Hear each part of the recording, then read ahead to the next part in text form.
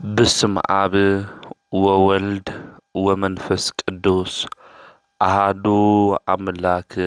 آمين. يتوارك እግዚአብሔር أملاك أبوينا لذا بصحنا اسكزاتي ساعات قدمو خلو لعلو خلو نبزا ساعات زيئة زبصحنا ناي أبوتاتنا ناي قدوسان أملاخ ناتناون أملاخ ቅዱስ እግዚአብሔር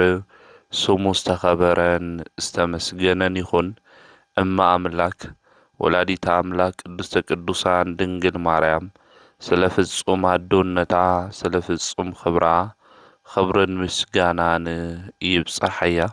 ከምኡውን ቅዱሳን አቦታትና ቅዱሳን አዴታትና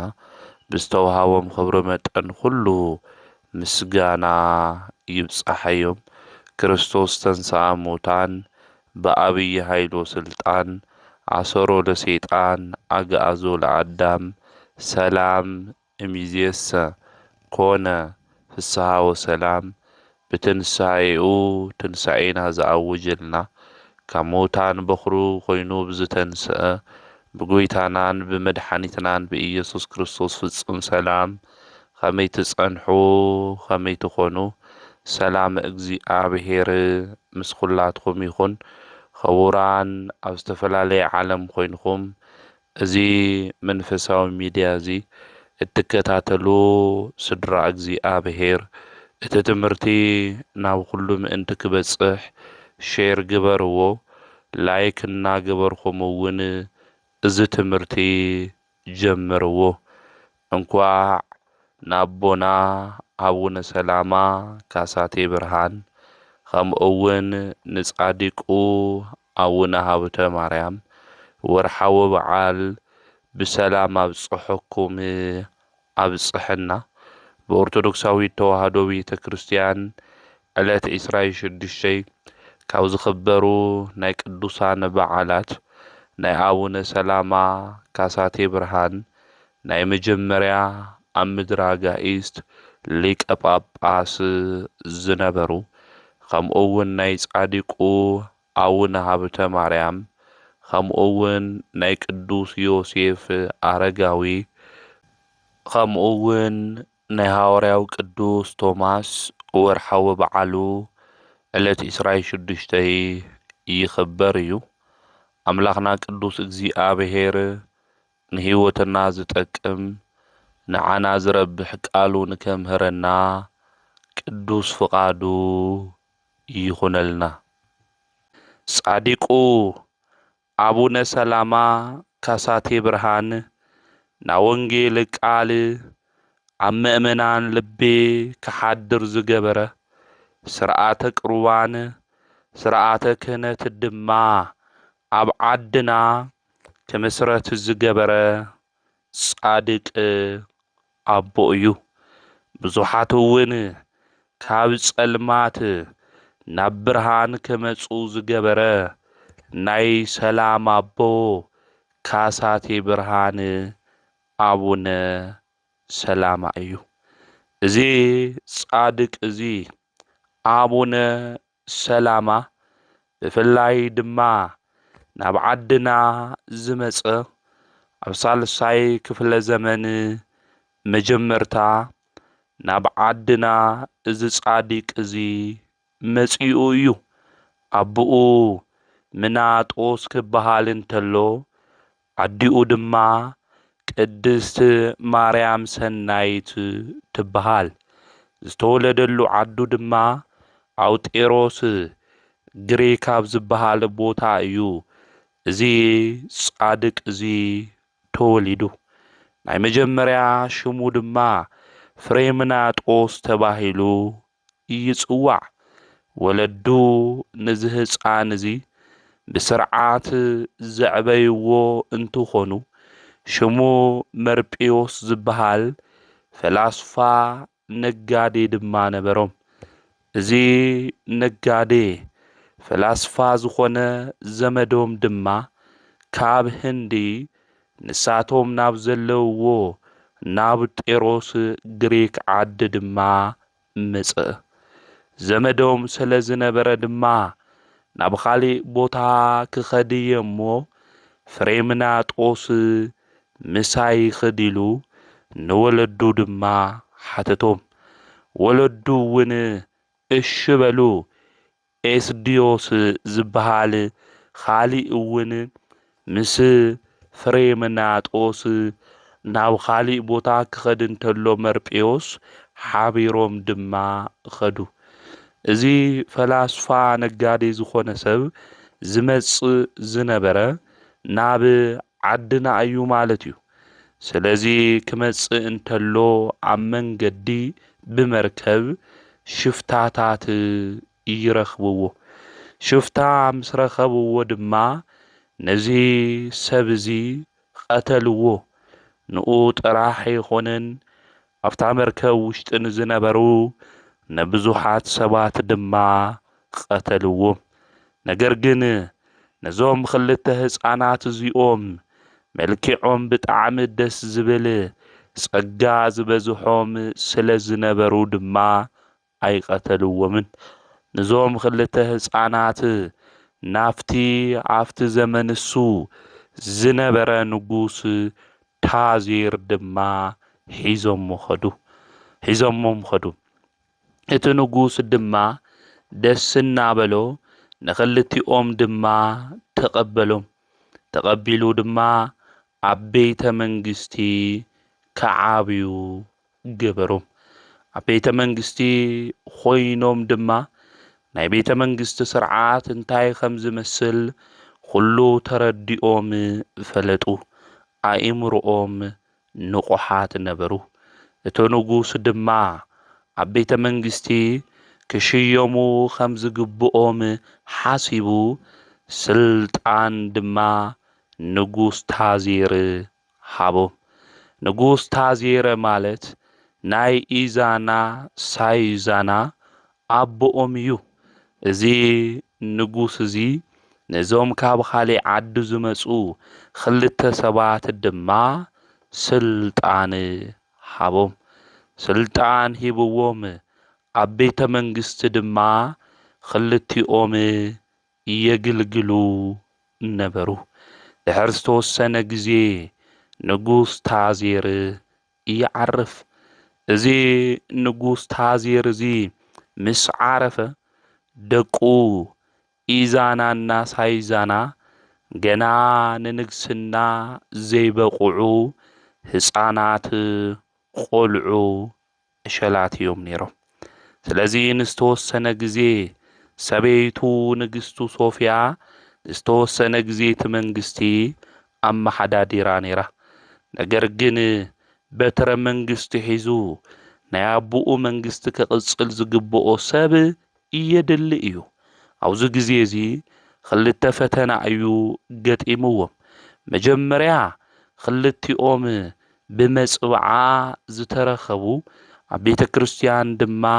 ንከግልግሉ ንክመሃሩ ዝተዋሃቡ እዮም ነይሮም ብምቕጻል ድማ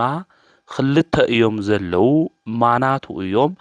ኣብቲ ወንበር መን እዩ ዝቕመጥ ዝብል እዩ ነይሩ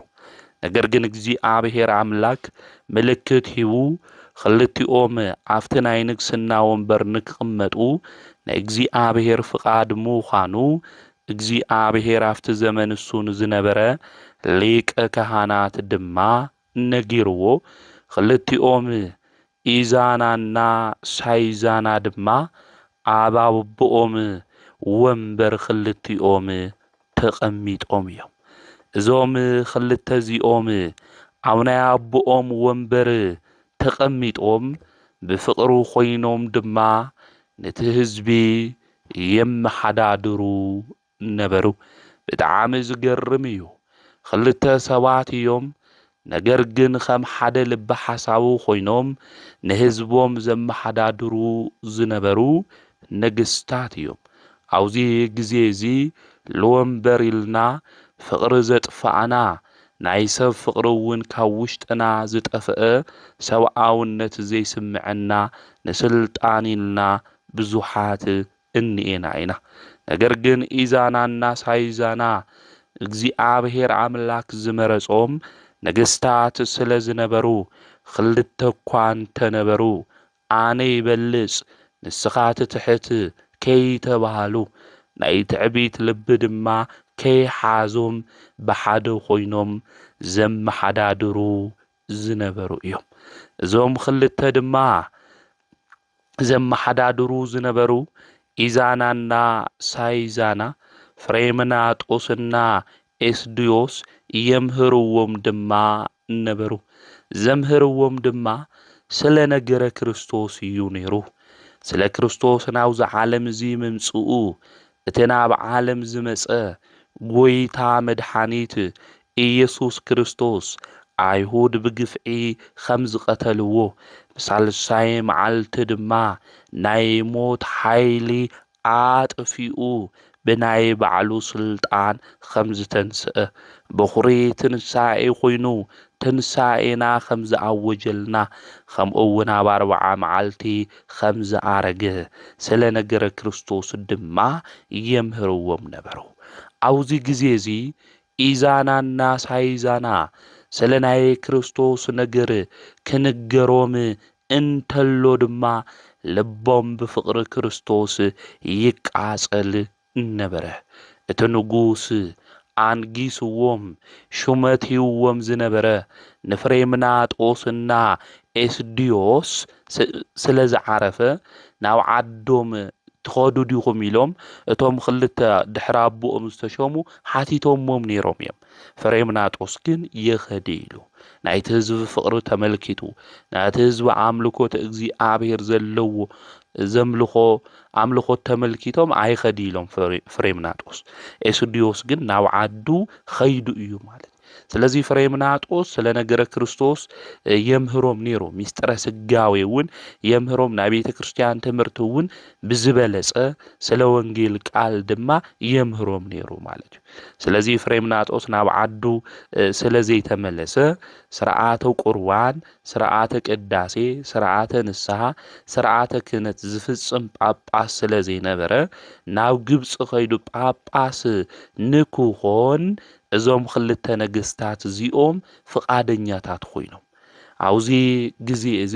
ንሕና እውን ክንጥመቕ ንደሊ ኢና። ስለዚ ስርዓተ ቁርባን ንስሐ ዝፍጽም ጳጳስ የድሊ እዩ። ምክንያቱ ቀዲሞም ኢዛናና ሳይዛና ንሕና ክንጥመቕ እንደሊ ኢና ስርዓተ ቁርባን እውን ክንቆርብ እንደሊ ኢና ክብሉ እንተለው ፍሬምናጦስ ግን እዚ ክገብር ኣነ ይኽእል ዝነገር እዚ ክገብር ዝኽእል ጳጳስ ኢሉ ነጊርዎም ነይሩ። ስለዚ ንስኻ ናይዚ ዓዲ እዚ ባህሊ ትፈልጥ ኢኻ፣ ትውፊት ትፈልጥ ኢኻ።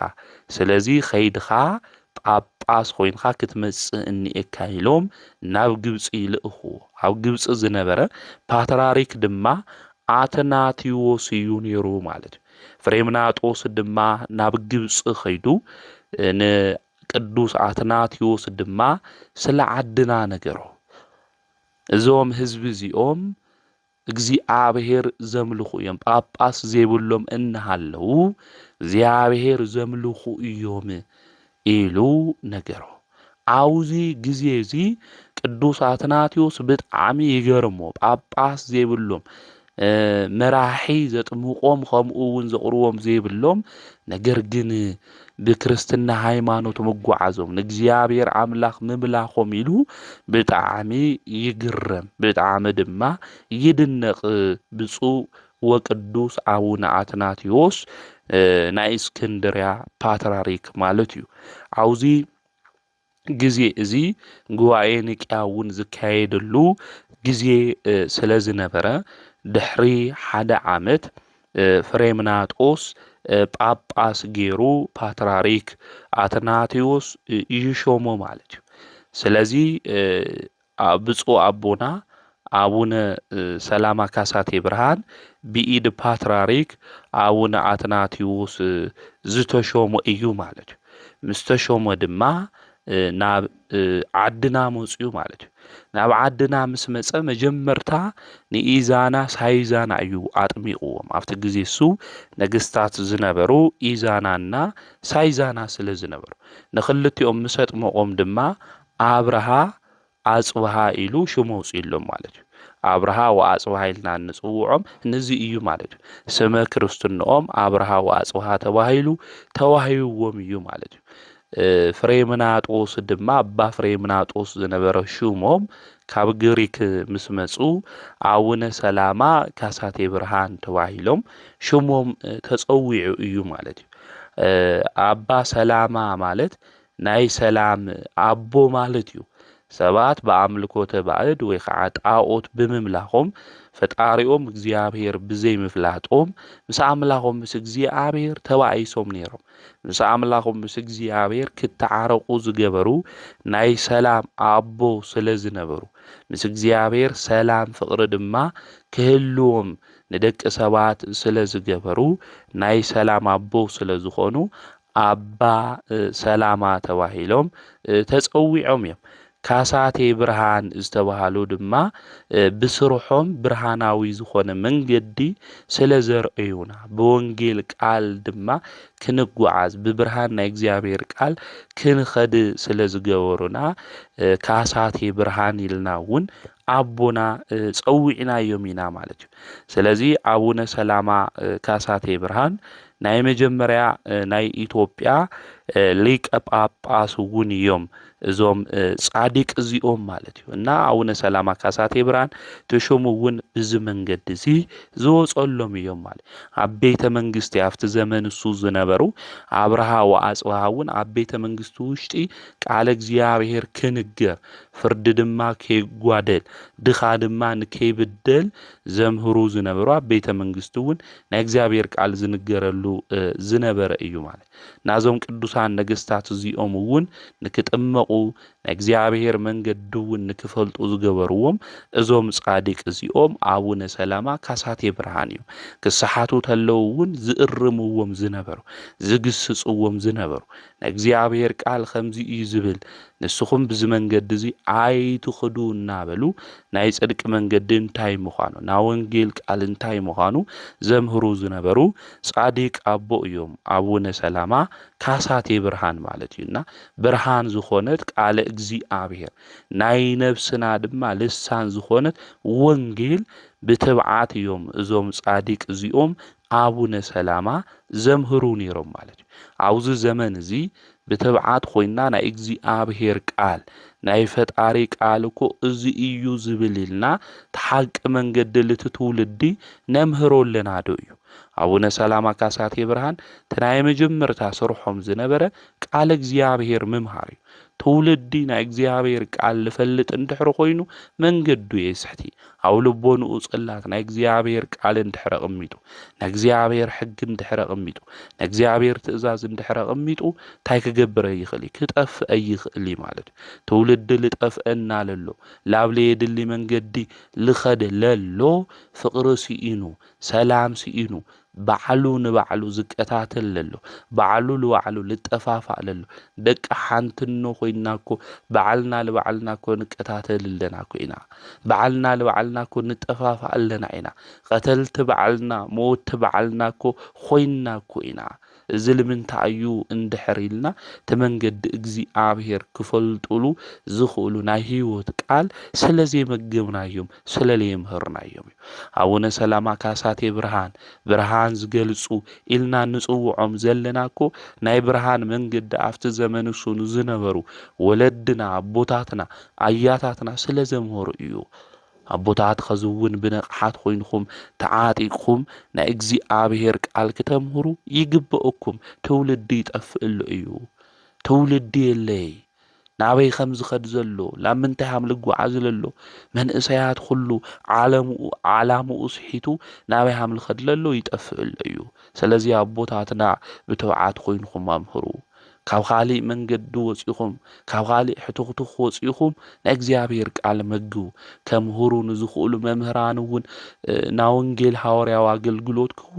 ግበርዎም ማለት እዩ። ትውልዲ ብቲ ጠፍአና ኣሎ እዩ። መናፍቃን ሒዞም የጥፍእዎም ኣለው እዮም። ክልተ ሰለስተ ጥቕሲ እናሃብዎም ቤተ ክርስቲያን ክርስቶስ ከምዘይ ትሰብኽ እናገበሩ ወንጌል ከምዘይ ንፈልጥ እናገበሩ ትውልዲ የጥፍእ ኣለው እዮም። ብዙሕ ትውልዲ እኮ ይጠፍአና ኣሎ በብፌስቡኩ ብልተፈላለየ ማሕበራዊ ሚድያ እንፈልጦም ኣሕዋትና ኣሓትና ጠፍኡ እንተለዉ እኮ ንምልከት ኣለና ኢና እቲ ናይ ህይወት ቃል ዝኾነ ትምህርቲ ነቲ ትውልዲ ብስርዓት ስለዘይምህርናዮ ኢና ስለዚ እቲ ዝጠፍእ ዘሎ ትውልዲ ኣባጊዕ ሓልው ዝተባሃልኩም ኣቦታትና ካህናት ከምኡ እውን መምህራን ጳጳሳት ኣምህሩ ገስጹ ደቅኹም ኣበይ ንውዕል ኣለና ምዃንና ድማ ረኣዩና ጓሲዩና ኣብዚ ግዜ እዚ ኣቡነ ሰላማ ወንጌል ተናገረላ ዓዲ እኮ ብኻሊእ መንገዲ እኮ ኢና ንኸድ ዘለና ጻዲቁ ኣቦና እኮ ወንጌል ነቲ ህዝቢ ጥራሕ እኮ ይኾነ እንቶም ነገስታት እውን እሚኖም ኣጥሚቖም ነይሮም እዮም ናይ ጻዲቁ ኣቡነ ሰላማ ደቂ እኮ ኢና ንሕና ንኣቡነ ሰላማ ካሳቴ ብርሃን ደቂ ኮይና ግን ወንጌል ይትፈልጡ እናበሉ ብዘይድሊ መርዛም ዝኾነ ቃል እናወሰዱ ትውልዲ ዘጥፍኡ ብዙሓት እኒአው እዮም ማለት እዩ ስለዚ ናይ ነፍስና ልሳን ዝኾነት ብርሃን ዝኾነት ቃለ እግዚአብሔር ናይ ብስራት ናይ ሓጎስ ዜና ዝኾነት ወንጌል ንህዝቡ ክነምህሮ ንህዝቡ እውን ክንናገር እዩ ዝግብአና ማለት እዩ ቅዱሳን ኣቦታትና እውን ዘምህሩና እዩ ና ወንጌል ቃል ብህይወቶም ዝተርጎሙ እዮም ብቃሎም ጥራሕ ይኾኒ ብተግባር እውን ዝፈጸሙ እዮም ነዚና ናይ ቅዱሳን ታሪክ ብብዕለቱ ካብ ስንክሳር ከምኡ እውን ካብ ገድላትና ምጻና እንመሃሮ ንሕና ቅዱሳን ምእንቲ ክንመስል እዩ ቅዱስ ጳውሎስ እውን ኣነ ክርስቶስ ኣምል መሰልኩ ንስኻትኩም መን ምሰሉ እዩ ንዓይ ምሰሉ ኢሉ ብፍላይ ኣብ ቆሮንጦስ ንዝነበሩ ሰባት ዝመኸሮም ነዚ እዩ ማለት ስለዚ ገድሎም ከምኡ እውን ኣብ ስንክሳር ዘሎ ታሪኮም እንመሃር ናይ እምነቶም ፍረ እናተመልከትና ነቶም ቅዱሳን ኣቦታትና ኣዴታትና ምእንቲ ክንመስል እዩ ማለት ናዮም መንገዲ ናይ ክርስቶስ መንገዲ ክርስቶስ መሲሎም ብጽድቅ መንገዲ ዝተጓዓዙ ስለዝኾኑ ና ወንጌል ቃል ድማ ብተግባር ታይ ዝገበሩ ዝፈጸሙ ብህይወቶም ድማ ዝተርጎሙ እዮም ቅዱሳን ኣቦታትና ኣዴታትና ማለት እዩ ስለዚ ንጻዲቁ ኣቦና ኣቡነ ሰላማ ካሳቴ ብርሃን ብናይ ጽድቂ ቃል ሰባት ንክኸዱ ከምኡ እውን ና ወንጌል ቃል ፈሊጦም ሰናይ ተግባር ክፍጽሙ ክሰርሑ ዝገብሩ ዝነበሩ ኣቦ እዮም ማለት እዩ ንብዙሕ ዘመናት ልዕሊ 2000 ዓመታት ወንጌል ተምህር ዝነበረት ቤተ ክርስቲያን ኣብዚ ዘመን እዚ ወንጌል ይትፈልጥ ኢሎም ልናገሩ ሰባት እንየው ንሕና ወንጌል እንፈልጦ ናይ እግዚአብሔር ቃል እንፈልጦ ናይ ክርስትና እምነት እንፈልጦ እኮ ብ34 ዓመተ ምህረት ብባኮስ ኢና ንሕና እንፈልጦ ክርስትና እውን ልተቀበልና ማለት እዩ أو قدوس مصحفون أو جبر هاوريات معرف شومون تكنان بب انتلن هاوريا فيليبوس زت أمه نعتافت زمن سوزنبرات نجستي جنزب تحاز مينستر إلنا نسوع زنبرة مالت جندر وباكوس إلنا النسوع مالت سلازي كافت جزء سو جميرنا ناونجيل قال نفلت أو قداسينا كل الشعب بعلته دم زنببكو قداسي أو قداسي كو ونجيل كو يلنبب مالت ناونجيل قال بعلته بيت كريستيان تناغري يا مالت زنا ونجيل قال زدما ناو سوات لبن كاتو سوات دما نكمهارو ممهران نا بيت كريستيان خمؤون أبوتات كسرحلو كمهرولو خمؤون አገልግሎቶም ክፍጽሙሉ ይግባ ማለት የተናወንጌል ቃል ቤተክርስቲያን ተናገሮ ተምህሮ ናብ ህዝብ ልብ ስለለ ይብጻሕና ብዙሕ ሰብ ድማ ይጠፍአናል ቤተክርስቲያን ኮ ወንጌል ይትፈልጥ ይሉ ይወጽሉ ቤተክርስቲያን ካብለ ምርዳ ቤተክርስቲያን ካብለ ምፍላጥ ቤተክርስቲያን መን ምዃናውን ክነፍልጦ ስለለ ይኻልና ናይና ድኽመቱን ስለለለው የተትውልዲ ይጠፍአናል ማለት የቤተ ክርስቲያን ግን ለዕል 2000 ዓመታት ወንጌል ነሰበኸት ነምህረት ናይ ወንጌል ቃልውን ቢህይወቶም ዝተርጎሙ ቅዱሳን ዘምህሩላ ዝተናገሩላ ገዛ ምዃና እናተፈለጠ ነገር ግን نحنا بلي ممهارنا بمدخامنا ناو خالق بوتاتات بمخاتنا تنا እግዚአብሔር ቃልውን እዚ ይልና بلي مفلاطنا تولدي يطفئنا لما ወንጌል بلي ممهارو ዝጠፍእ ለሎ ትውልዲ ናብ ገዝኡ ልክምለስ ላብ ገጠሩን ኸይድና ወንጌል ነበር ኣብ ገጠር ለሎ ህዝቢ ሶሻል ሚዲያ ይጥቀሚ ስለዚህ ኸይድና ነቲ ህዝብሱ ናይ ነፍሱ ስንቅ ዝኾነ ናይ እግዚአብሔር ቃል ታይ ከነግብሩ ከነምህሮ ይግበና ብዙሕ ትውልዲ ነፍሱ ጾም እዩ ነፍሱ ናይ እግዚአብሔር ቃል ትምርቲ ሲኢኑ ዝጠፍእ ዘሎ ትውልድና ብዙሕ እዩ እግዚአብሔር ቃል ብለይ ምፍላጡ እግዚአብሔር ዝናገሮ እንታይ ምዃኑ ብዘይ ምርዱ እዩ ሰብ ልጠፍእ ዘሎ ሰብ ተተማሂሩ መንገዱ የስተኻኽል ካብ አሕዛብነት መጺኦም እኮ ሰበኽቱ ዝኾኑ ብዙሓት ቅዱሳን አቦታትና አዴታትና ኮን እዩ ካብ መንዘርነት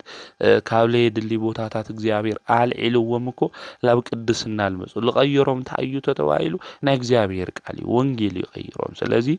ናይ እግዚአብሔር ቃል ናይ ሰብ ህይወት ድማ ዝቀይር ወንጌል ነቲ ህዝቢ ታይ ክንገብሮ ይግበአና ከነምህሮ ናብ ጽድቅ መንገዲ እውን ክንገብሮ ይግበአና ስለዚህ ጻዲቁ አቦና አቡነ ሰላማ ካሳቴ ብርሃን ተዓጢቆም ዘምህርዎ ዝናገርዎ ዝነበሩ ብትብዓት ኮይኖም ዘምህርዎ ዝነበሩ ናይ እግዚአብሔር ቃል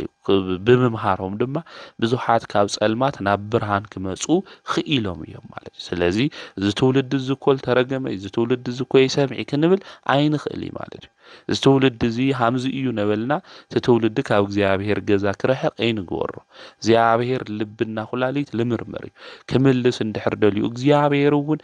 ብቅጽበት ለብዙሕ ነገር ክምልስ ዝኽእል አምላኽ እዩ ማለት እዩ ስለዚህ ዝትውልድ ዘይ ሰምዐና ዝትውልድ ዘይ ይምለሲ ዝትውልድ ዝነጊርካይኮ ነጋንጎ ቃልኻ ዘፍርስ እዩ እናበልና ቃል እግዚአብሔር ካብ ምምሃር ተስፋ ቆሪጽና ሶ ክንብል አይግበና ንሕና ተልዓልና ንሰርሕ እግዚአብሔር አምላክ ድማ ሁሉ ነገር ታይገብር የከናውን ይሰርሕ ማለት እዩ ስለዚህ ትና እግዚአብሔር ቃል ንሕና እውን ዝቃል ዝንሰምዕኮ ሼር ንገብሪኮ እንፈልጥ እኮ ለሕዋትና ይንናገር ላቦታ ጥራሕ ኮይና ሓደ ሻዕ ንወቅስ ማለት ንሕና አልተማሃርና ቃል እኮ ይንናገር ስለዚህ ክንገብሮ ልግበአና ታይ ንሕና እውን እንመሃሮ ትምርቲ በዚ ሶሻል ሚዲያ ከዚ ስለ ጻዲቁ አቡነ ሰላማ እንመሃረለና ጻዲቁ አቡነ ሰላማ ህይወት ታይሃም ለመስል ተጋድሎኦም ታይሃም ለመስል እንመሃረለና ስለዚህ ሼር ክንገብሮኒና ላይክ ነገበርና ሼር ነገበርና መንፈሳዊ ሚዲያታትና እውን ሳብስክራይብ ነገበርና ነዕበና ተቃል እግዚአብሔር ሁሉ ሻዕላባና ከመጽውን ክንገብር ይግበአና ማለት ስለዚህ ንሕና እንፈልጠው እንድሕረፍ ሊጥና ኮይና ትልጠፍእ ለሎ ትውልድ ታይሆን ማለት እዩ ይምለስ ማለት ለካ ቤተክርስቲያን ዝድያ ቤተክርስቲያን ታምሆሮ ዝድዩ ነበለ ትውልድ ክምለስ ይኽእል እዩ ማለት እዩ ስለዚህ ንሕና እውን እንፈልጦ ክነምህር ይግበአና ጻዲቁ አቡነ ሰላማ ካሳቴ ብርሃን እና ወንጌል ሓረስታይና ወንጌል ድማ አቦ መምህር እዮም ነይሮም ንብዙሓት እውን ካፍቱ ዘለው ናይ ጸልማት መንገድ አውጽኦም እዮም ብዙሕ ሰብ ከዛው ጸልማት መንገድ ነዩ ኣብ ኃጢአት መንገድ ነዩ ኣብ ርክሰት መንገድ ነዩ እግዚአብሔር ኣብሊ ምፍራሕ መንገድ ነዩ ብዙሕ ሰብ ከዚ እግዚአብሔር ካብሊ ምፍራሕ ልተልዓለዩ ካብ ሰው አውነት መንገድ ወጽዩ ብጭካነ መንገድ ኮይኑ ሓው ዝቀትል ሓፍቱ ዝቀትል ዘይድሊ ተግባራት ሁሉ ለአይምሮና ልኸብደና ነገር ለፍጽም ለሎማን ሃምዝ ልበለ ሰብ ክስተኻ خل زخل مدحانيتو انتايو تتوايلو ناكزيابير قال ناكزيابير قال هياويو ناكزيابير قال زل عالماويو تمال زسرح ناكزيابير قال قدوس بيتروس مهيرو 3000 مؤمنان كاب حيزابنت كاب صلمات زمص ناكزيابير قال خمون صاديقو ابوناونو سلامه كاب بزحات كاب صلمات منجد لمص ناكزيابير قال خزغون هياويو يسرحيو زل عالماوي ايمان زبخانو فليطنا تردينا نحنا بتاللتنا نشي عقمي كنسرح خمون نحواتنا نحاتنا دما كنمهريو زغبئنا مالي خالي ነገር ንሰባት ናው ልቦም ከመልሶም ናብ ሐቀኛ መንገድ ከምጾም ዝኽእል ነገር የለ ካብ እግዚአብሔር ቃል ብላዕሉን ዘጽናዓና ኳው ዝግዜ የለ ሰላምና ልህበናኮ खाሊ የለ ማለት ስለዚህ ሰላምና ልህበና ከምኡውን ናብ ልብና ክንምለስ ገብረና እዚ ህያውና እግዚአብሔር ቃል እዚ ንትውልድ ብዝካአለና መጠን ሁሉና ከነምህር ሁሉና ድማ ብልተኻለና መጠን ክንመኻኸር ይግበና ከዚህ በመሰንጀር ታይና ነው በቲክቶክ ታይና ነው ወገናቴ ብልተፈላለየ ቦታ ምስሕዋትና ትንኾን ተለና ስለ እግዚአብሔር ቃል እንነጋገር ንኾን ሃም ኤማውስ መንገደኛታት ልነበሩ ቀለዮጳና ሉቃስኮ ትጓዓዝ እንተለው ካብ ኢየሩሳሌም ናብ ኤማውስ ተኸዱ እንተለውኮ ስለናይ እግዚአብሔር ስለ ክርስቶስ ኮ የምልነጋገሩ ነበር ስለ ክርስቶስ ክንነጋገሩ ተለው ድማ ማእኸሎም መን ተረኸበ ይሉ ክርስቶስ ተረኸበ ይሉ ስለዚህ ንሕና ናቱ ቃል ክንነጋገር እንተለና ናቱ ቃል ነተነጋገርና ብልኸድና ቁጥራ ማእኸልና ልርከብ መን እዩ ተባሂሉ መድኃኒት ዝኾነ ንሱ ኢየሱስ ክርስቶስ ይባል። ስለዚ ብህይወት ዘመንና ሁሉ ናይ እግዚአብሔር ቃል ክንመኻኸር ናይ እግዚአብሔር ቃል ክንነጋገር ይዝግበና። መጽሐፍ ቅዱስ እኮ ሃምዚ እዩ ዝብል ናይ እግዚአብሔር ሕግና ትእዛዝ እኮ እዚ እዩ ልብል እናበልና በዓልና ለበዓልና ክንመኻኸር ክንነጋገር ዘይተረድአና ድማ ለአቦታትና ሓተትና አቦታት ልከምህሩና ቅዱሳት መጻሕፍቲ እንታይ ሃምልብሉ አቦታት ድማ አበው እንታይ ኢሎም ከም ዘምህሩ እናተረዳእና ክንኸድ ክንጓዓዝ እዩ ዝግብአና ማለት። ስለዚ ክርስቶስ ምሳና ልክኾን አምላኽና እግዚአብሔር ምሳና ልክኾን ታይና ክንገብር ልግብአና ናይ እግዚአብሔር ቃል ክንመሃር ክንነጋገር እዩ ልግብአና። ኣብ ስራሕ ቦታ ክኾን ይኽእል እዩ፣ ምስ ኣዕሩኽትና ክኾን ይኽእል እዩ፣ ኣብ ገዛና ክኾን ይኽእል እዩ፣ ኣብ ዝተፈላለየ ቦታ ክኾን ይኽእል እዩ። ናይ እግዚአብሔር ቃል ክንነጋገር ክንመኻኸር ይግብአና።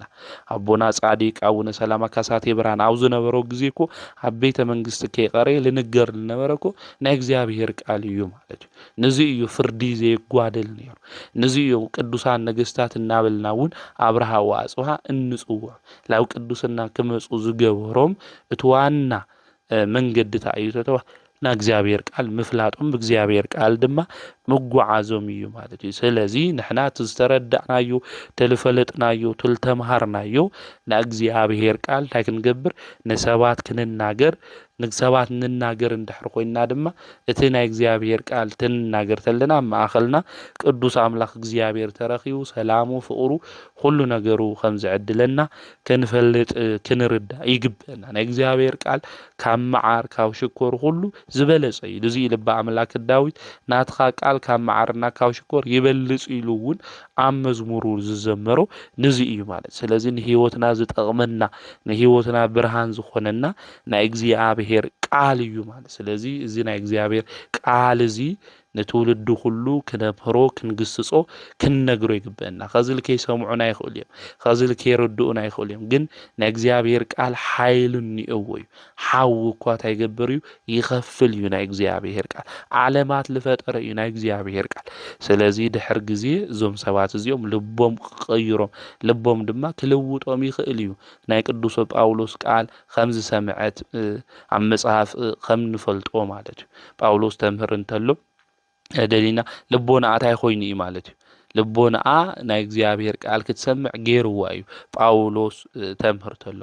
ስለዚ ልቦም ልደንደኑ ሰባት የሰምዑ ናይ ክብሉ ይኽእሉ እዮም። እቲ ናይ እግዚአብሔር ቃል ግን ህይወት ይቕይሩ እዩ፣ ታሪክ ይቕይሩ። ናብ ብዙሓት ሰባት ህይወትና ልተቐይረ እኮ ብእግዚአብሔር ቃል እዩ። ስለዚ ናቶም ካልኦት ኣሕዋትና ኣሓትና ህይወት ንክቕየር እውን ናይ እግዚአብሔር ቃል ክንነግሮም ናይ እግዚአብሔር ቃል እውን ክነምህሮም እዩ ልግብአና። እዚ ነገር እዚ ክንገብር አምላኽና ቅዱስ እግዚአብሔር ንኹልና ይሓግዘና። ና ጻዲቁ አቦና አቡነ ሰላማ ካሳቴ ብርሃን ናይ እግዚአብሔር ቃል ዘምህሩ ዝነበሩ ጻዲቅ አቦ እዮም። ንሕና እውን ቃሉ እናምህርና ዝተጠፍአ ትውልዱ ሁሉ ክንምልስ እዩ ዝግብአና። ቅዱስ ዮሐንስ ሓፂር ታሪኩ ንፈልጦ ኢና። አትናስያ ትበሃል አዶ ኣብ ዝሙት ልነበረት ካብ ዝሙት መንገዲ ክትወፅእ ልገበራ እኮ ብእግዚአብሔር ቃል እዩ ማለት እዩ። ስለዚ ላውዚ ቅድስና ቦታ ለብቃዓ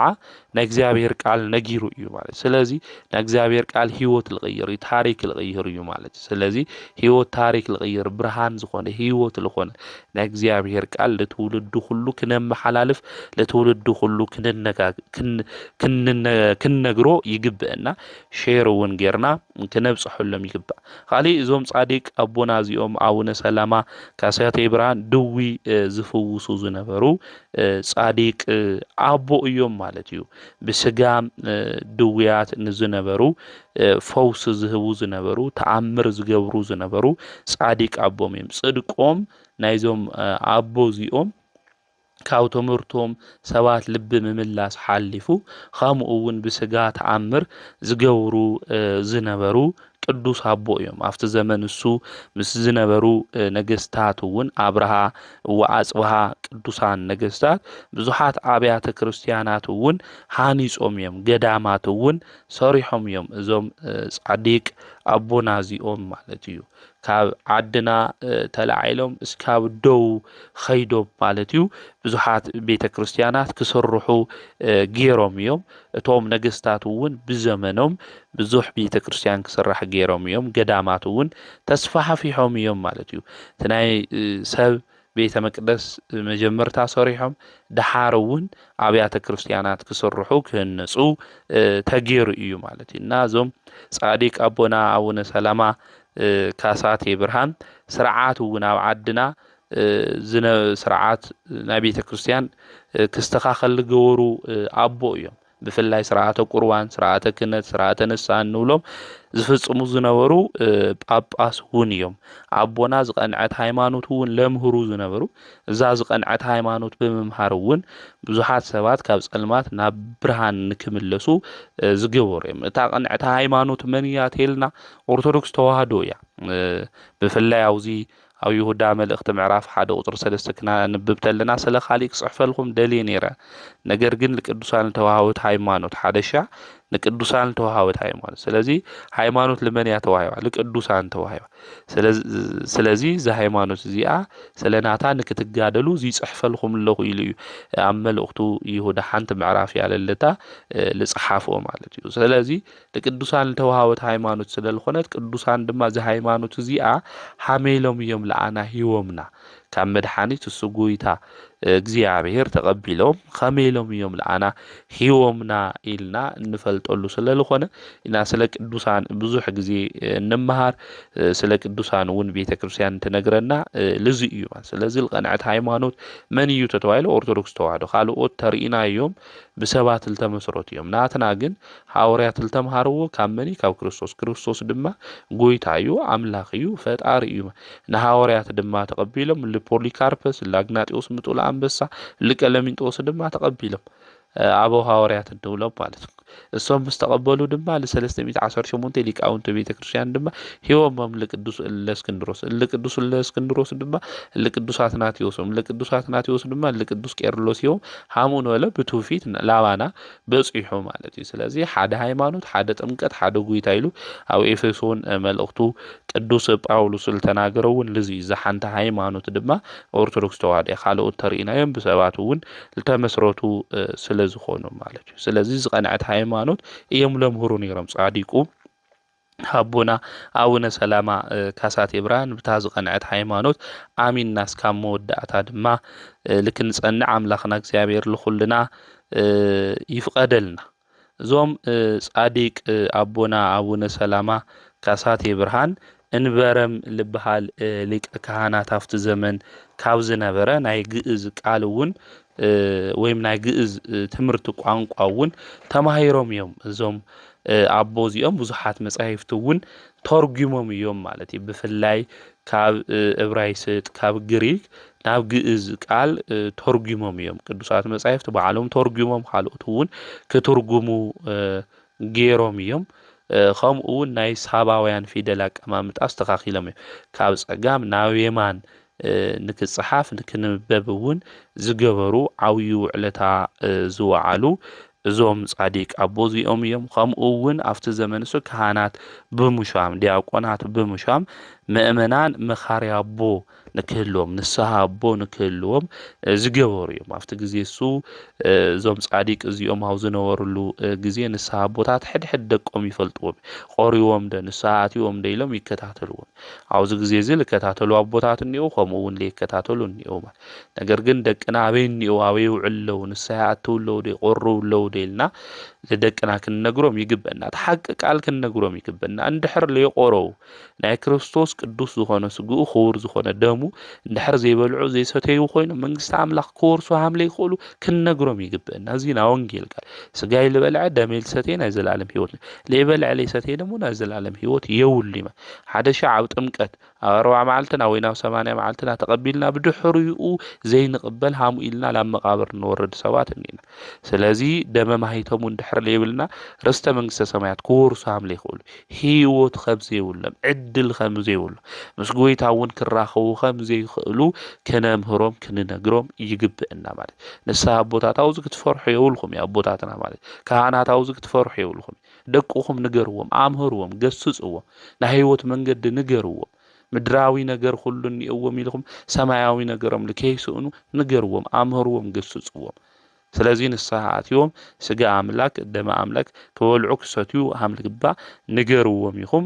ኣረድእዎም ስለዚህ ዞም ጻዲቅ እዚኦም መኻር ንስሓ ኣቦቶም ንስሓ ኣቦታት እውን ኣምሂሮም ገሲጾም ያው ቅዱስ ቁርባን ደቆም ከምጽኡ ይገብርዎም ነይሮም ዞም ጻዲቅ እዚኦም ተወለዱሉ ሕዳር 26 ታሕሳስ 18 ድማ ዝተሾሙሉ እዩ ሓምለ 26 ድማ በዓለ ዕረፍቶም እዩ ነዚ ኦርቶዶክሳዊ ተዋህዶ ቤተክርስቲያን ኩሉ ሻዕለት 26 ትኾን ተላ ናዞም ጻዲቅ እዚኦም በዓል እዩ ወርሓዊ በዓል ኢላ እትዝክሮ ማለት እዩ ስለዚህ ዞም ጻዲቅ እዚኦም በዓል ውዕለታና ና መጀመርያ ድማ ሊቀ ጳጳስ ኣቦና ና ወንጌል ቃል ድማ ኣምሂሮም ብዙሓት ዝመለሱ ካብ ነገስታት ጀሚሩ ዝመለሱ ኣቦዮም ናይዞም ጻዲቅ እዚኦም ኣቡነ ሰላማ ካሳቴ ብርሃን በረከቶም ረድኤቶም ኣማላድነቶም ምስ ኩልና ህዝበ ክርስቲያን ይኹን ብናይ ጽድቂ መንገዲ ተጓዒዞም ምግባሮም ምስ ሃይማኖቶም ሁሉ ኣስማዕሚዖም ካብ ዝተጓዓዙ ቅዱሳን ብለማዓንቲ ድማ ወርሓዊ በዓሎም ካብ ንገብረሎም ጻዲቁ ኣቡነ ሀብተ ማርያም እዞም ቅዱስ ኣቦዚኦም ኩልሻ ዕለት 26 ወርሓዊ በዓሎም ንገብሪና ሕዳር 26 ድማ ዓመታዊ ክብረ በዓሎም ምዃኑ ቤተ ክርስቲያን ተምህረንዳ ተነግረና እያ ንኡድ ክቡር ንጹህ ሞኖክሲ እዮም ናይ ዓድና ቅዱስ ጻዲቅ እዮም ኣቡነ ሀብተ ማርያም እዞም ቅዱስ እዚኦም ኣቦኦም ፍሬ ብሩክ ተባሂሉ ይጽዋዕ ኣዲኦም ድማ ዮስቲና ተባሂላ እያ እትጽዋዕ ኣቦኦም ብጣዕሚ ሃፍታም ዝነበረ እዩ ሰበይቱ ድማ ናይዚ በዓል ጸጋዚ ናይዚ ቅዱስ ኣቦና ድማ ኣዲኡ ብሕጊ ተወሲና ብጽኑዕ ገድሊ ብጾም ብጸሎት ብምጽዋት ብስግደት እያ ህይወታ ሁሉ ትጋደል ነይራ ከምዚ ዝበለ ሓዳር እግዚአብሔር ኣምላክ ልክዕድለና ናቱ ቅዱስ ፍቃድ ይኹነልና ኣብ ሓዳር ውሽጥ ለለኹም ድማ ሓዳርኩም እግዚአብሔር ይባርኽልኩም እትጾሙ እትጽልዩ ይግበርኩም ሓደ ሓዳር ክንሪኦ እንተለና ናይ ክትዕ መድረኽ ኮይኑ ንረኽቦ ኢና ነገር ግን እዞም ቅዱሳን እዚኦም ታሪኮም ክንምልከቶም እንተለና ወለዶም እግዚአብሔር ዝፈርሑ ብጾም ብጸሎት ድማ ዝውሰኑ ክንጾም ኢና ክብል ተሎ ዝጾም ንጸሊ ክባል ተሎ ዝጽልዩ ማለት እዩ ስለዚህ ሃምዛ ልበለል ተባረኽ ሓዳር እግዚአብሔር ኣምላክ ለኹልና ንክዕድለና ቅዱስ ፍቃድ ይኹነልና ድሕርዚ ስለ ጎይታ መድኃኒት ኢየሱስ ክርስቶስ መንኖ ዓለም ናይ ዓለም ነገር ምክንያቱ ኣብ ዓለም ለሎ ነገር ሁሉ ሓላፍ ምዃኑ ጎይታና መድኃኒትና ኢየሱስ ክርስቶስ ዝተናገሩ ሁሉ ዘኪራ ናብ ምናኔ እያ ኸይዳ ዮስቲና ሁሉ ሃፍቲ ንብረት ገዲፋ ኣብ ቀረብኣ ናብ ዘሎ በረኻ ድማ ኸደት ኣብኡ ድማ በዓቲ ረኺባ ናፍቲ በዓቱ እሱ ኣትዋ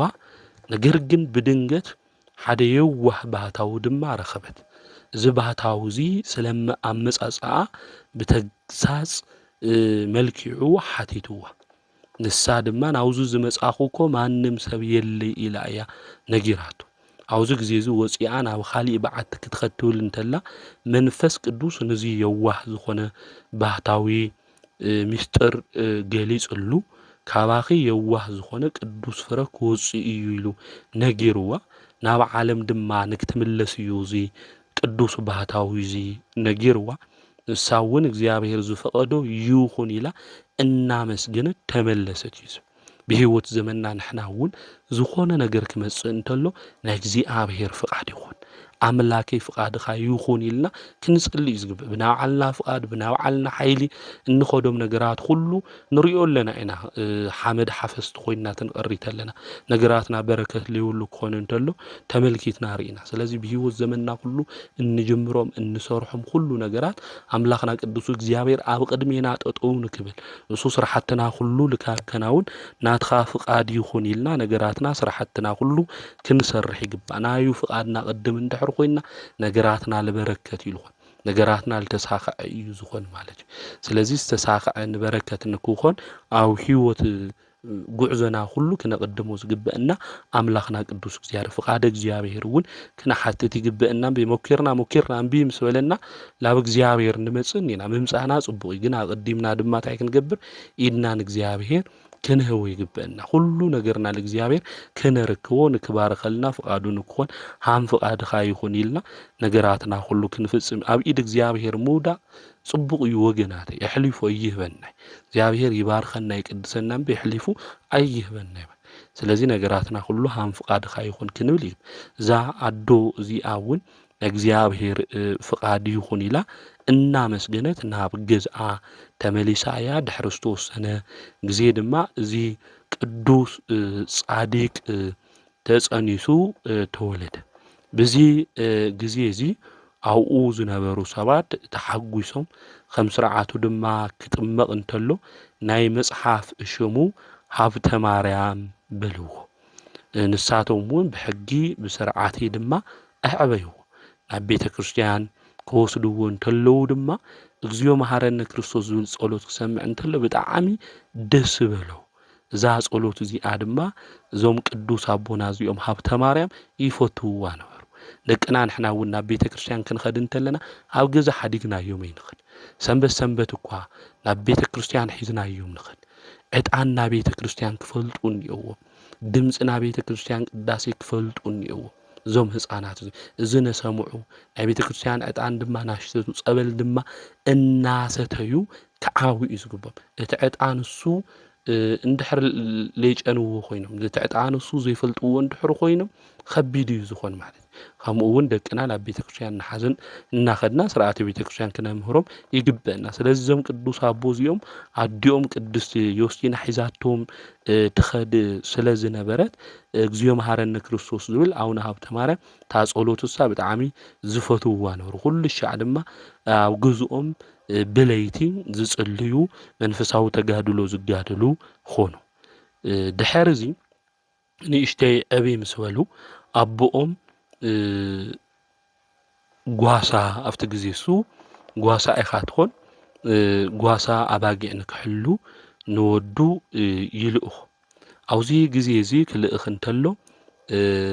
ዞም ኣቦና እዚኦም ለሞዓንቲ ዝናብ ክዘንብ እዩ ናብ ገዛና ንእተው ኢሉ ይናገር ከምኡ ኢሉ ክናገር እንተሎ ምስኡ ዝነበሩ መሓዙቱ ምንም ደመና የለይ እቲ መዓልቲ እውን ብርሃን ዝኾነ መዓልቲ እዩ እኒኦ ኢሎም ክሰምዕዎ ይኽኣሉ እዞም ቅዱስ ኣቦና እዚኦም ግን ኣባጊዖም ሒዞም ናብ ገዝኦም ይኣትዉ ናብ ገዝኦም ምስ ኣተዉ ሓያል ዝናብ ይዘንብ ንፋስ መብረቕ ለለዎ ማለት እዩ ዝናብ ይዘንብ ስለዚ እዞም ጻዲቅ እዚኦም ገና ብቆልዑነቶም ዕድመ እናሃለዉ ተኣምር ዝሰርሑ ዝነበሩ ቅዱስ ኣቦ እዮም ማለት ብኻሊእ ግዜ እውን ክሕሉ ክጓስዩ እንተለው ብሓይሉ ናይ ኣባ ሃብተ ማርያም በትሪ ሓደ ሰብ ይወስዱ ድሓር ሃበኒ ኢሉ ክናገር እንተሎ ብትሕትና እዞም ቅዱስ ኣቦ እዚኦም ክናገር እንተሎ እዚ ምስኡ ዝነበረ ኣይህብ ኢሉ ይናገር እዞም ኣቦ እዚኦም ብዕድመ እኳ ገና ቆልዓት ኾኑ ብለይቲ ነተለዓሉ ጸሎት ዝገብሩ ለኣምላኾም ለእግዚአብሔር ለመስግኑ ኣቦ እዮም መንፈሳዊ ተጋድሎ እውን ዝጋደሉ እዮም እምቢ ምስ በሎ እግዚአብሔር ኣምላክ ኣብ ኣየር ሰቂሉ ኣውዒልዎ እዩ ማለት ስለዚ እዞም ኣቦ እዚኦም ተኣምር ዝሰርሑ ዝነበሩ ብህፃንነቶም ጀሚሩ ድሓረ ምስኦም ዝነበሩ ዕርክቶም ለሚኖሞም እግዚአብሔር ባዕሉ መሓሪ እዩ ይፍታሕኻ ኢሎም ምስተናገሩ እግዚአብሔር ኣምላክ ንክወርድ ገይርዎ ነቲ ኣብ ኣየር ዝነበረ ማለት መጽኦም እውን ኣብ ኣቦና እግሪ ቶም ዕርክቶም ወዲቆም እዮም ማለት ስለዚ ገና ብቆልዑነቶም ናሃለዩ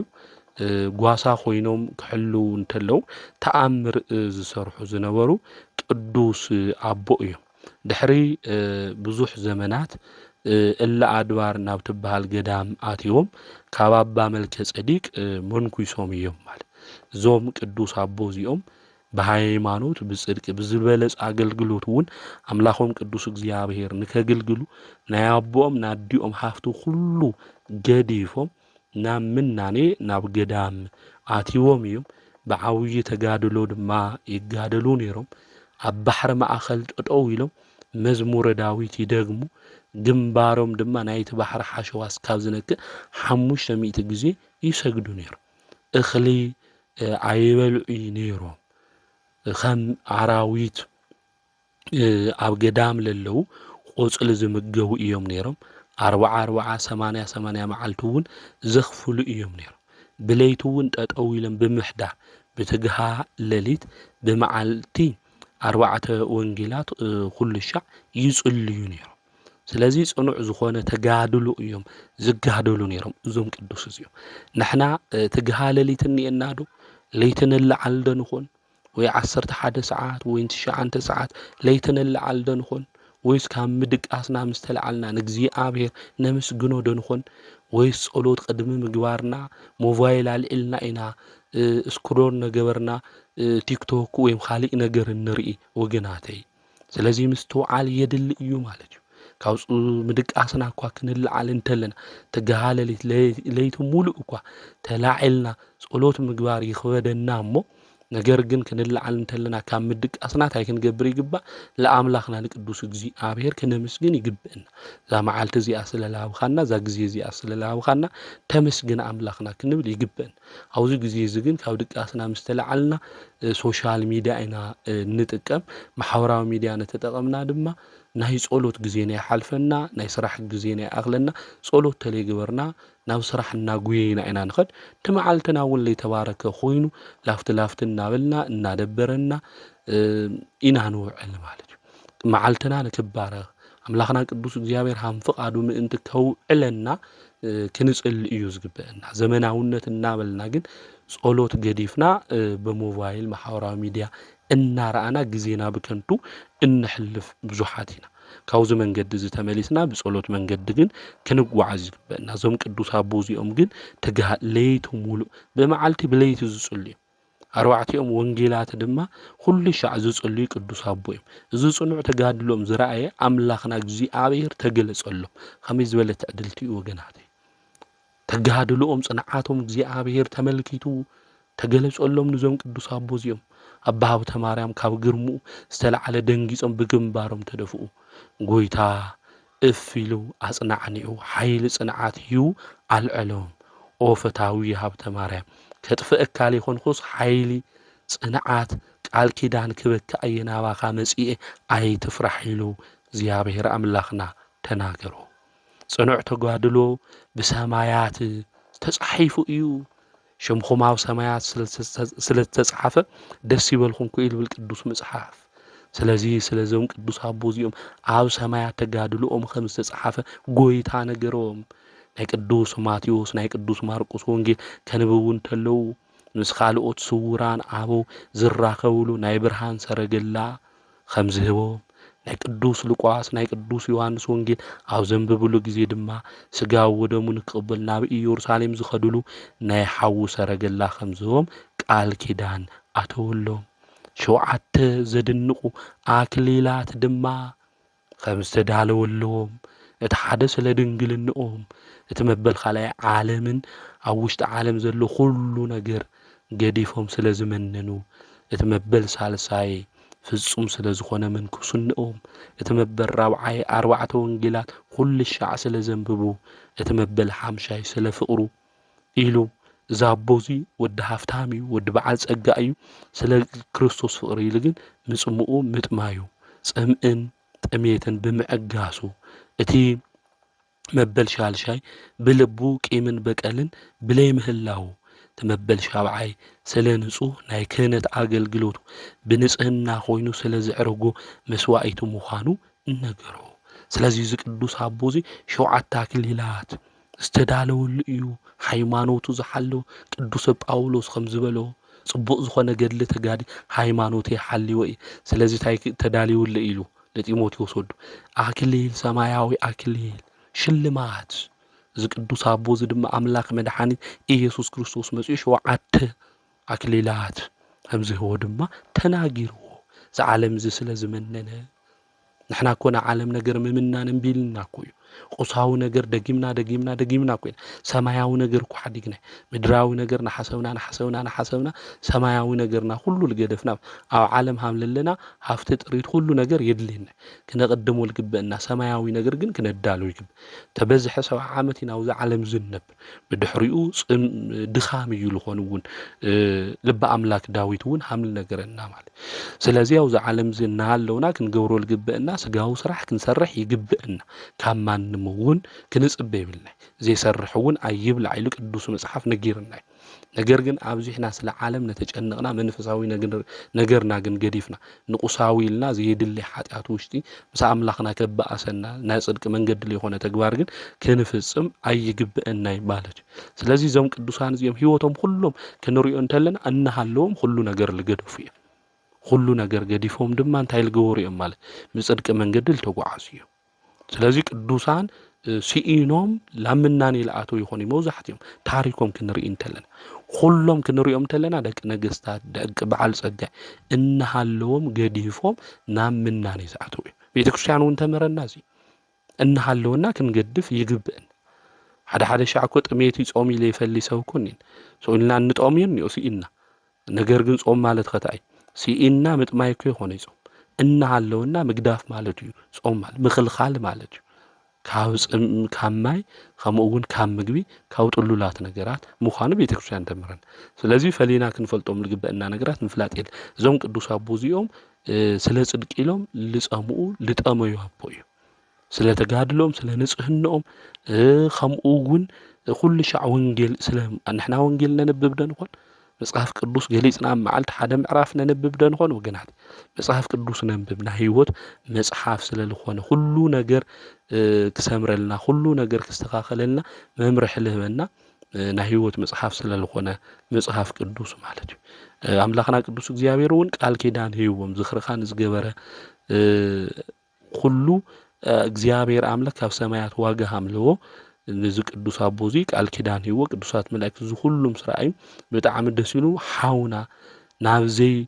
ውዳእ ሰማያዊ ሓጎስ ናብ ዘለዎ ቦታ ክንወስደካ መጺና እወልዎ እዚ ኣውስተናገሩ ግዜ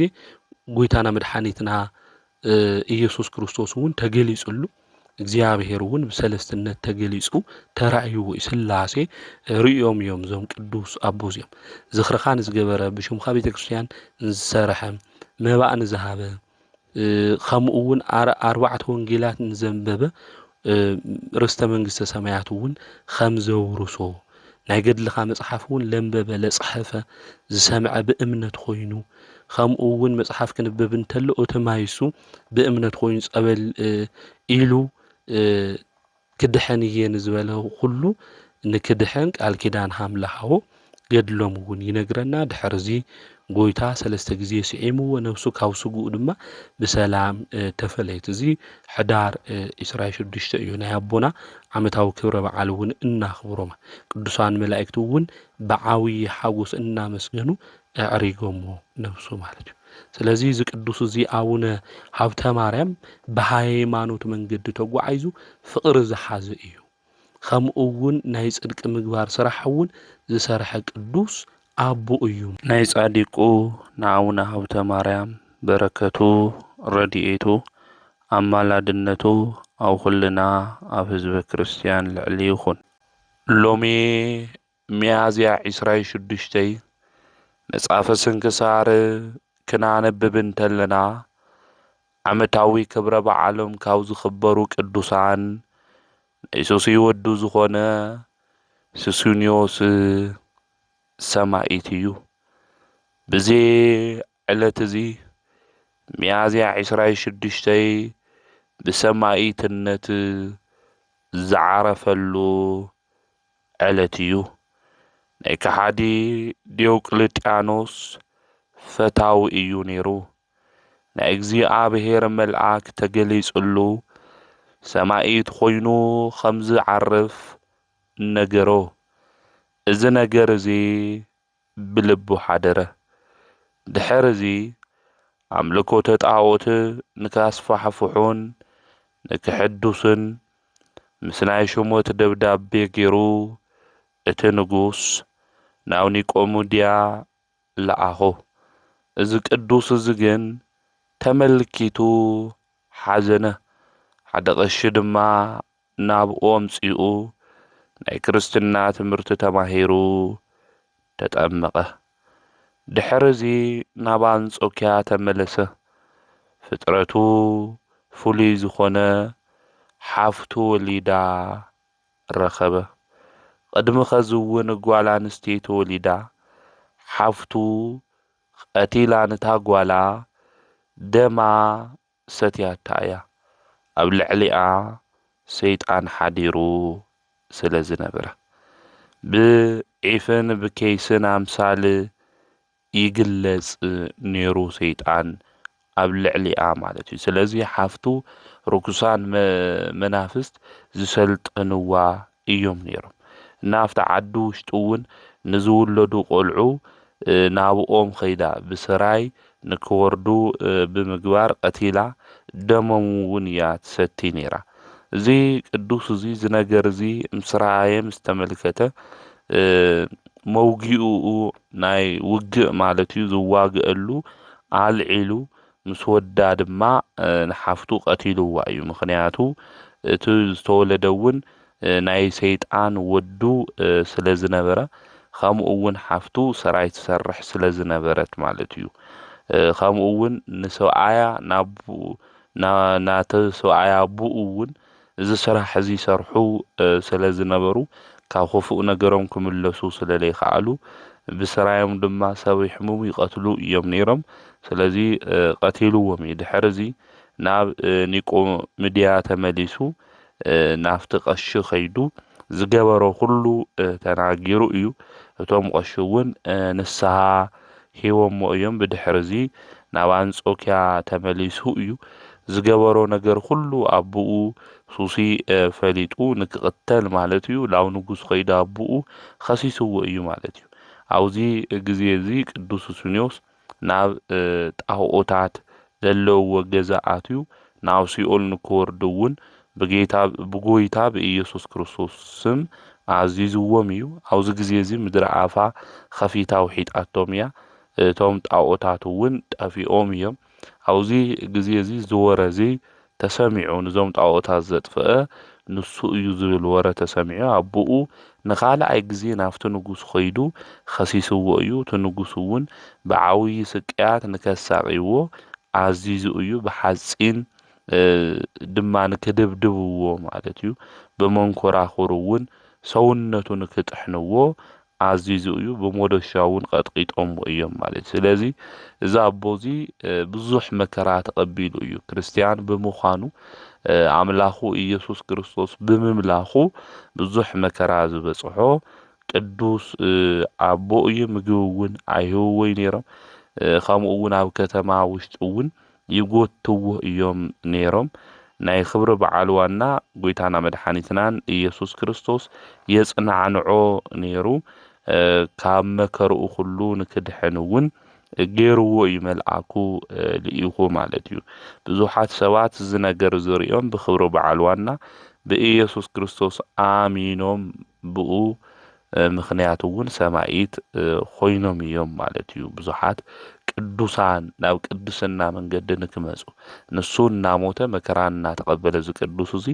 ንኻልኦት ድማ ናብ ሂወት መንገዲ ንክመፁ ናይ ሰማዕትነት ኣክሊል ንክቕበሉ ገይርዎም እዩ ማለት እቲ ንጉስ ኣሳቂዩ ምስ ደኸሞ ኣብ መወዳእታ ብሎሙዓንቲ ሚያዝያ 26 ክሳዱ ብሰይፊ ተቆሪፁ ናይ ሰማዕትነት ኣክሊል ድማ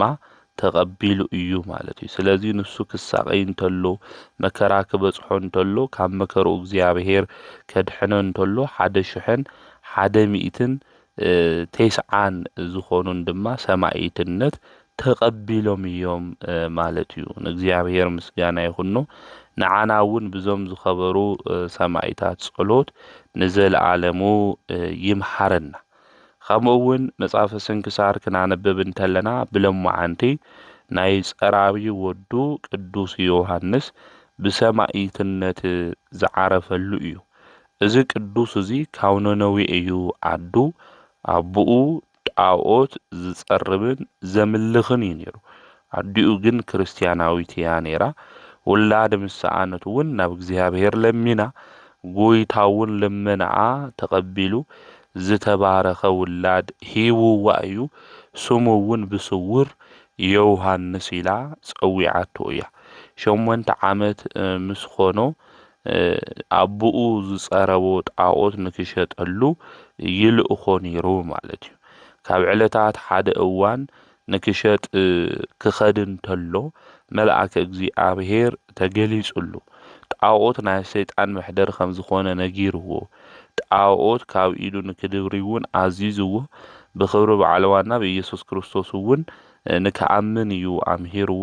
ናብ አቡኡ ምስ ተመለሰ እውን ሰማይና ምድሪ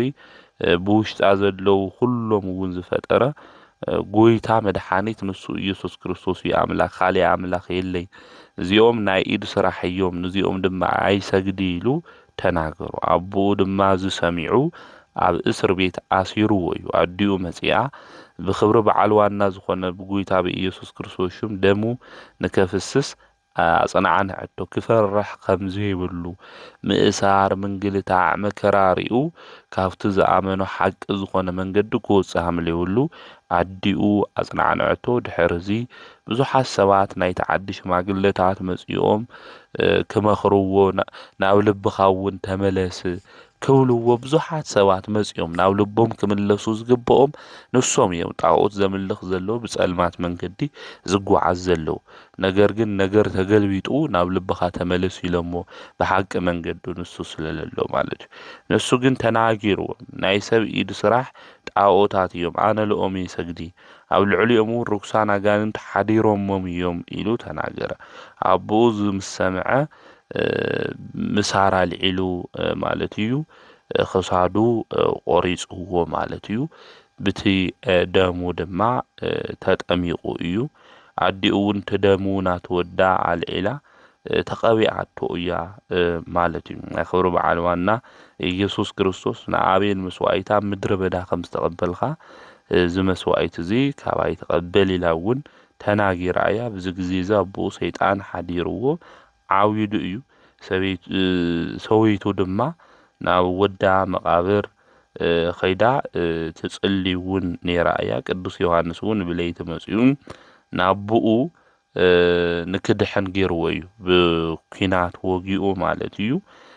እቲ ሰይጣን ካብኡ ንክወፅእ ገይርዎ እዚ ተአምር እዩ እግዚአብሔር ኣብ ልዕልቲ ቅዱስ ዝገበሮ ተአምር አቡኡ ንክድሕን ማለት እዩ ገይርዎ እዩ ማለት እዩ። ቅዱስ መርቆሬዎስ ብስእሉ ተአምር ከም ዝገብር ማለት እዩ። ድሕር እዚ ብክብሪ በዓል ዋና ብጎይታ በኢየሱስ ክርስቶስ እውን አቡኡ አሚኑ እዩ ተጠሚቁ እዩ ማለት እዩ። ስለዚ ናይዚ ቅዱስ እዚ በረከቱ ረድኤቱ አማላድነቱ ምስ ኩልና ህዝበ ክርስቲያን ይኹን። መጽሐፈ ስንክሳር ክነንብብ እንተለና ዓመታዊ ክብረ በዓሎም ዝኾነ ቅዱሳን እዚኦም ንረክብ ኢና ማለት እዩ። ወርሓዊ በዓሎም ዝኾነ ቅዱሳን ድማ ብሎሙዓንቲ ሚያዝያ 26 አቡነ ሀብተ ማርያም ጻዲቁ፣ ቅዱስ ቶማስ ሐዋርያ፣ አቡነ ኢየሱስ ሞዓ ዘሐይቅ፣ ቅዱሳን ሰማዕታት ናግራን፣ አቡነ ሰላማ ካሳቴ ብርሃን ብሎሙዓንቲ ወርሓዊ በዓሎም ምዃኑ መጽሐፈ ስንክሳር ይነግረና እሞ ናይዞም ቅዱሳን እዚኦም ኩሎም በረከቶም ረድኤቶም አማላድነቶም ምስ ኩልና ንክኾን ንአምላኽና ንእግዚአብሔር ቅዱስ ፍቃድ ይኹነልና። ዘምህረና ዝገስጸና ናይ አቦታትና አምላክ ቅዱስ እግዚአብሔር ስሙ ዝተኸበረን ዝተመስገነን ይኹን። ወስብሐት ለእግዚአብሔር ወወላዲቱ ድንግል ወለመስቀሉ ክቡር።